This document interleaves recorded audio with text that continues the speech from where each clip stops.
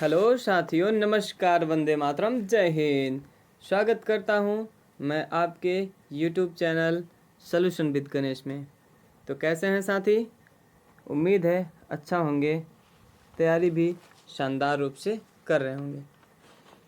कल की क्लास में हम लोग जो है साथी मराठा साम्राज्य को पढ़ लिए थे, पूरा नहीं पढ़ पाए थे, इसलिए आज पार्ट 2 में मराठाओं के उत्तराधिकारी के बारे में एवं मराठाओं के लड़ाइयों के बारे में आज पढ़ेंगे। तो उम्मीद करता हूँ साथी कल का सेशन आप लोगों को अच्छे से समझ में आया होगा। और आज की क्लास साथी मिडिवल हिस्ट्री की अंतिम क्लास है, इसके बाद हम लोग आधुनिक क्लास करेंगे। क्लियर है? तो जो भी साथी अभी तक पिछली कक्षाएं नहीं देखे हैं वो चैनल पर जा कर के चैनल को सब्सक्राइब कर लें पहले, उसके बाद आप एक एक क्लास देख सकते हैं। प्लेलिस्ट बन चुका है। क्लियर है? तो कल की क्लास में हम लोग आधुनिक इतिहास शुरू करेंगे, तो साथी उसमें जुड़ना आप लोग नहीं भूलेंगे। उम्मीद करता हूँ आप लोगों को क्लास अच्छी लग रही होगी। ठीक है, तो आज की क्लास की हम लोग शुरुआत करते हैं। कहाँ से? शिवाजी के उत्तराधिकारी से। शिवाजी के उत्तराधिकारी से मराठा साम्राज्य में है शिवाजी हैं। ठीक है, शिवाजी के उत्तराधिकारी आप लोग कल पढ़े थे। क्या पढ़े थे साथी?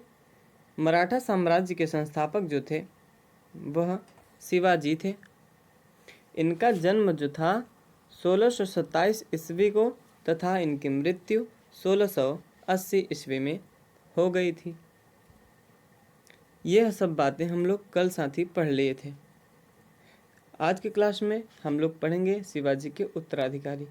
जब शिवाजी की मृत्यु हो जाती है 1680 ईस्वी में, उसके बाद शिवाजी के बाद मराठा साम्राज्य का उत्तराधिकारी जो बनता है उनका नाम होता है संभाजी। उनका नाम होता है संभाजी। क्लियर है साथी? जो संभाजी थे, अब इनके बारे में हम लोग विधिवत ढंग से अच्छे ढंग से पढ़ेंगे। क्लियर है? संभाजी के सलाहकार जो थे वह कवि कलश थे। कवि कलश नाम के संभाजी के सलाहकार थे, जो उज्जैन के हिंदी तथा संस्कृत के प्रसिद्ध विद्वान थे। यानी जो इनके सलाहकार थे साथी कवि कलश, यह उज्जैन के यानी यह उज्जैन में रहते थे। उज्जैन के हिंदी तथा संस्कृत दोनों भाषाओं के प्रसिद्ध विद्वान थे। क्लियर है? आगे बढ़ते हैं साथी। मखर्रफ खां एक मुगल सेनापति था। इसने संभाजी तथा उनके सलाहकार कवि कलश को मार देता है। और इनकी हत्या कहाँ करता है? तो दोस्तों इनकी हत्या जो ये करता है ये संगमेश्वर नामक स्थान पर कर देता है।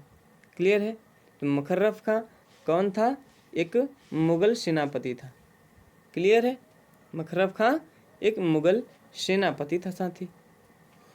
संभाजी के पुत्र जो थे यह शाहू थे। इनका नाम शाहू था। और यह जो शाहू थे इनको औरंगजेब क्या कर लेता है? कैद कर लिया था। औरंगजेब वाली कक्षा में साथी हम लोग पढ़े थे इस बात को। औरंगजेब किसको कैद कर लिया था? संभाजी के पुत्र शाहू को। क्लियर है? संभाजी के बाद जो है वैसे बनना चाहिए था उत्तराधिकारी किसे? तो संभाजी के पुत्र जो थे शाहू को, लेकिन यह कैद में होने के कारण उत्तराधिकारी नहीं बन पाते। जब यह उत्तराधिकारी नहीं बन पाते तो साथ ही इनका भाई राजा राम, किनका भाई साथी? तो संभाजी का भाई जो था राजा राम, यह गद्दी पर बैठ जाता है। यह गद्दी पर बैठ जाता है यानी यह शासन करने लगता है साथी। क्लियर है? अब हम लोग राजा राम के बारे में पढ़ लेते हैं। राजा राम ने मराठा साम्राज्य की दूसरी राजधानी सतारा को बनाई। पहली राजधानी क्या थी साथी? तो पहली राजधानी को हम लोगों ने पढ़ लिया था जो कि रायगढ़ थी। क्लियर है? रायगढ़ मराठा साम्राज्य की पहली राजधानी थी। तो दूसरी राजधानी जो है राजा राम ने सतारा को बना दिया। क्लियर है? तो उम्मीद करता हूँ दोस्तों आप लोगों को क्लासेस अच्छे समझ में आ रही होंगी। आप लोग अपनी तैयारी बेहतर ढंग से कर रहे होंगे। उसके बाद साथी राजा राम की पत्नी जो थी उनका नाम था ताराबाई। राजा राम की पत्नी का नाम ताराबाई था। यह एग्जाम में पूछ लेता है साथी, इसलिए आप इस बात को नहीं भूलेंगे। इन्होंने अपना राज्याभिषेक 1689 ईस्वी में करवाया। कब करवाया? तो 1689 ईस्वी में राजा राम ने अपना राज्याभिषेक करवाया। उसके बाद साथी 1700 ईस्वी में इनकी मृत्यु हो जाती है। इनकी? राजा राम की। जब राजा राम की मृत्यु हो जाती है तो उसके बाद उत्तराधिकारी जो बनता है वह बनता है शिवाजी द्वितीय। शिवाजी द्वितीय क्या बनता है साथी? उत्तराधिकारी। किस वर्ष में? 4 वर्ष की आयु में यह उत्तराधिकारी बनता है और गद्दी पर बैठता है। कहाँ? तो मराठा साम्राज्य के गद्दी पर बैठता है। क्लियर है दोस्तों? इनके पिता जो थे राजा राम, अभी हम लोग पढ़े, यह राजा राम के पुत्र थे। तो राजा राम इनके पिता थे एवं ताराबाई इनकी माता थी। ताराबाई साथी इनकी माता तो जरूर थी, इनकी संरक्षिका भी यह बन गई। यह इनकी संरक्षिका भी बन गई, यानी जो भी जितना भी कार्य प्रशासन कार्य होता था सारा का सारा संरक्षिका यानी ताराबाई के नेतृत्व में होता था एवं ताराबाई का पूरा वहाँ प्रभुत्व छाया हुआ था। क्लियर है? यानी कि अब जब ये 4 वर्ष के थे साथी शिवाजी द्वितीय, तो ये तो कुछ कर पाएंगे नहीं, शासन चला पाएंगे नहीं। तो इनकी माता जो ताराबाई थी यही संरक्षिका बनकर इनका पूरा जो है शासन चला रही थी। क्लियर है? उसके बाद 1707 ईस्वी में औरंगजेब के मरने के बाद शाहू कैद से निकल जाता है। यानी जब औरंगजेब मर जाता है, भाई जिसके कैद में आप हो वही मर जाएगा, उसी की मृत्यु हो जाएगी, तो आप तो कैद से छूट ही जाओगे। जब यह कैद से भाग निकले, कैद से भागने के बाद 1607 ईस्वी में शाहू ने खेड़ा का युद्ध लड़ा। किसका युद्ध साथी? तो खेड़ा का युद्ध लड़ा। किसने? शाहू ने। खेड़ा का जो युद्ध हुआ यह ताराबाई तथा शाहू के बीच हुआ। अब पूछेंगे साथी ताराबाई के बीच क्यों हुआ, जबकि उत्तराधिकारी बनकर गद्दी पर कौन बैठा था? तो वो थे शिवाजी द्वितीय। लेकिन ताराबाई से क्यों युद्ध हुआ? तो साथी आप जानते हैं यह 4 वर्ष की आयु में गद्दी पर बैठा था और ताराबाई इसकी संरक्षिका थी। तो ताराबाई से ही युद्ध होगा। तो ताराबाई एवं शाहू के बीच युद्ध हुआ जिसमें शाहू विजयी हो जाता है और गद्दी पर बैठ जाता है साथी। यह जब विजयी हो गया तो गद्दी पर बैठ गया। अब चलेगा शाहू का शासन। क्लियर है साथी? अब चलेगा शाहू का शासन। शाहू ने 1708 ईस्वी में अपना राज्याभिषेक सतारा में करवाया। कहाँ कराया साथी? तो सतारा में करवाया। और सतारा किसने दूसरी राजधानी बनाई थी मराठा साम्राज्य की? तो राजा राम ने मराठा साम्राज्य की दूसरी राजधानी सतारा को बनाई। शाहू को नवीन मराठा साम्राज्य का संस्थापक माना जाता है। अब नवीन मराठा साम्राज्य क्या है, आप इस बात को समझेंगे।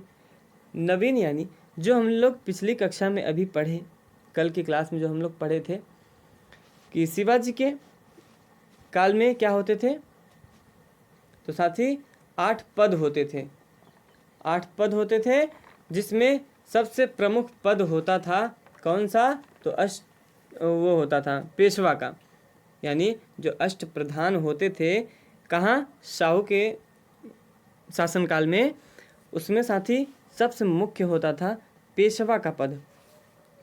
यह जो पेशवा का पद होता था इसका और ज़्यादा लेवल बढ़ा दिया गया साथी, इसका और ज़्यादा लेवल बढ़ा दिया गया। यानी इसमें अब मराठा राज न करके बल्कि पेशवा राज करने लगे।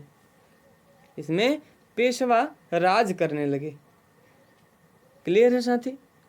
तो जो पेशवा राज करने लगे उसमें पहले पेशवा कौन थे जिन्होंने मराठा साम्राज्य की गद्दी को संभाला? साथी यह एग्जाम में आपके पूछा जाता है।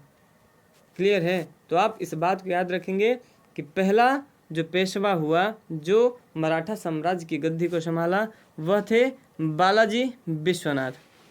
कौन थे साथी? तो बालाजी विश्वनाथ यही संभाले थे गद्दी को। अब ये पुणे में रहा करते थे। कहाँ रहते थे साथी? तो यह पुणे में रहा करते थे। क्लियर है? उम्मीद करता हूँ साथी आप लोगों को सेशन अच्छा लग रहा होगा। अगर आप लोगों को सेशन अच्छा लग रहा हो तो लाइक ज़रूर किया करिए ताकि हमको मोटिवेशन मिले और हम भी आप तक एक ऐसा वीडियो पहुंचाएं ताकि आपको लगे हाँ सर जी अब मेरा भला हो जाएगा, अब मैं परीक्षा पास कर लूँगा एवं नौकरी को अपने काबू में कर लूँगा। क्लियर है? तो इसलिए साथी अभी तक जो भी मेरे चैनल से नहीं जुड़े हैं वह तुरंत जाके सबसे पहले चैनल को सब्सक्राइब कर लें, उसके बाद बेल आइकन को प्रेस कर लें क्योंकि डेली शाम 7 बजे मेरी क्लास आती है इसी चैनल पर। आप लोग देखा करिए और एकदम अच्छे से तैयारी किया करिए। क्लियर है साथी? तो अब हम लोग शुरुआत करते हैं बाजीराव प्रथम की। बाजीराव प्रथम के बारे में हम लोग अब पढ़ेंगे। क्लियर है? तो बाजीराव प्रथम के समय में मुगल साम्राज्य के